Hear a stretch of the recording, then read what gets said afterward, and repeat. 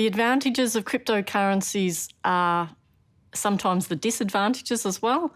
But to me, one of the biggest advantages of them coming along has been that it's hitting finance in the face. It's hitting governments in the face, supranationals in the face, banks in the face. Banks are scared. And it's like everyone's got their back up.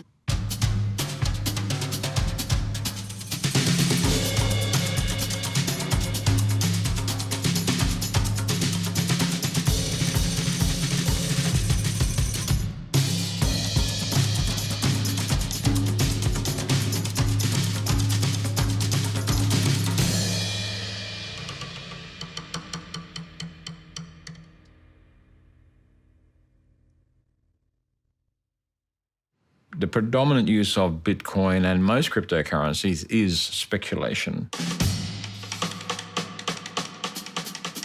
Some might take exception to that term, but as an investment.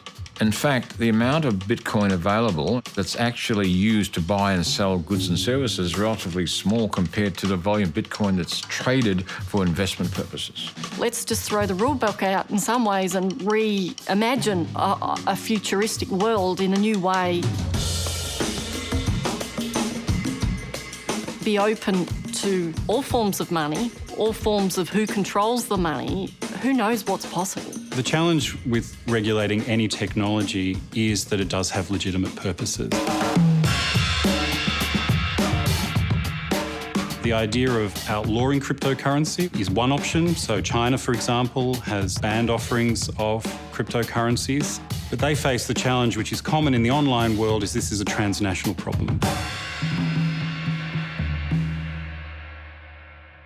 Cryptocurrency is a complex computer program which enables transactions, but they're so complex that they are difficult to hack. There's over 1,500 cryptocurrencies currently.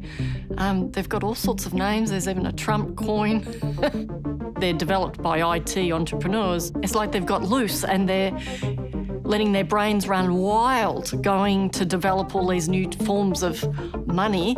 But by breaking the rules, they're sort of coming up with new ways of doing things. And, you know, we're all being challenged. The rapid rise of cryptocurrencies was really motivated by the financial crisis of 2007, 2008. And a guy or gal, we don't know, called Satoshi Nakamoto, proposed a way of transacting on the internet without any middleman, meaning banks and financial institutions.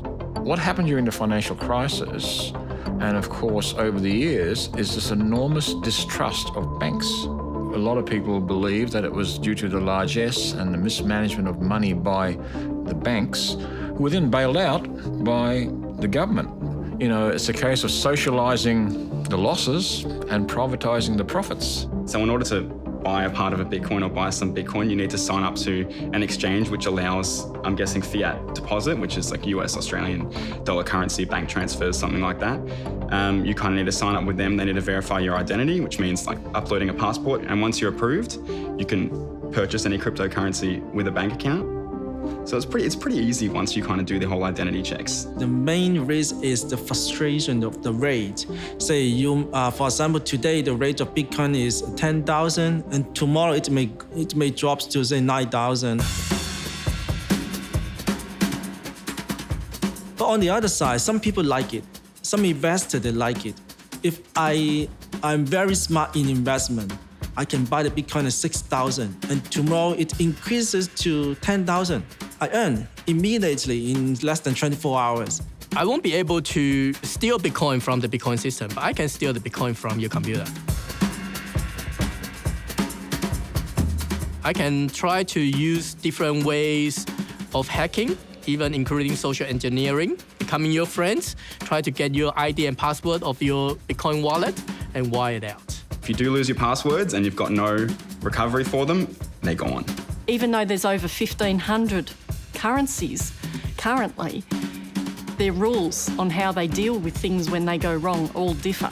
but there's no one to run to when things go wrong. That's the insecure bit of Bitcoin, and that's actually the main issue that we should focus on if we are going to use blockchain or cryptocurrency in the future. Here you have a technology that not many people understand, promises great riches, and there's a level of urgency. You better get in quick. And so the potential for scam websites, scam offers in terms of Bitcoins that don't actually exist or Bitcoin services that don't exist, you hand over your money, you've lost it, is very, very real. The broader and in a way more profound use of cryptocurrencies in relation to crime is facilitating other criminal offences. There is the potential to trade in illegal goods and services online. You don't want to be identified engaging in those transactions, so a cryptocurrency that promises a secure transaction, which is relatively anonymous, is obviously appealing in those online marketplaces. Cryptocurrencies will not become mainstream until they have established a trust framework, and that means recognised by institutions, and some kind of regulation about how they can exist so people can trust them. We see in the United States, for example, the Securities Exchange Commission looking at how do we bring Bitcoin exchanges into the financial regulatory system. The other aspect is bringing it within anti-money laundering and counter-terrorism financing laws. Now Australia, with amendments to our money laundering laws, are seeking to bring the cryptocurrency exchanges into the anti-money laundering laws, so requiring them to register, so they have to be identified, having know your customer laws in terms of who has the account, reporting suspicious transactions. So it seeks to bring the cryptocurrency within the established regulatory framework. One of the big issues with cryptocurrencies, now not all of them, some of them are quite efficient, the newer ones that have come out, but the more established ones, such as Bitcoin, use an enormous amount of energy to process a single transaction. The energy it takes to maintain Bitcoin is the same as the whole of the country Uzbekistan. It's more than all the energy consumed in Portugal. It's more than the energy consumed in Singapore.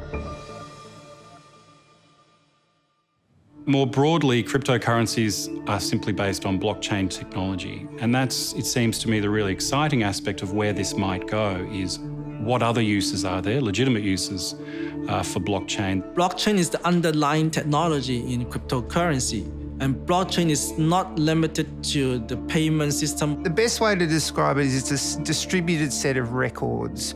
They keep talking about it in the cryptocurrency world as a ledger, and that has a specific meaning for finance. If we bring it to healthcare, it's a distributed set of records. As I've looked at this over the last 3 months, it's exploded. I've come across a new application called Haver, using blockchain in the setting of helping people maintain sobriety. And it's drawing on the community concept. It's drawing on the fact that multiple people in a community will have a record of this person's behaviour. So they can say, I noticed that you haven't recorded your sobriety on the system in the last few days. I'd like you to have, please, a random urine test. And that's what they're signing up to in agreeing to use the system. I think there's a real opportunity with blockchain, especially with the work that we're doing with Monash. Blockchain has the potential to allow us to actually share annotations of data with our partners globally and actually maintain a common understanding. One of the real challenges for law enforcement is that data can be changed very easily. It's volatile. So one of the issues in terms of proof is making sure that the data that was in one jurisdiction is the same as the data that was moved to another jurisdiction. We study and analyse, how money works. What are the consequences of making certain policy decisions, such as cryptocurrency? We have a Monash research centre which is looking at cryptocurrencies, not in the terms of manufacturing more of them, but how to make them better. We are definitely on the hype cycle around blockchain, and the nature of that cycle, which is quite well known, is that there'll be a peak of overinflated expectations, and then over time it'll settle in and we'll find where its true place is. Currently, I'm teaching some third-year, mainly double-degree students. They just love this. You're able to now press beyond the textbook and just let's reimagine the world.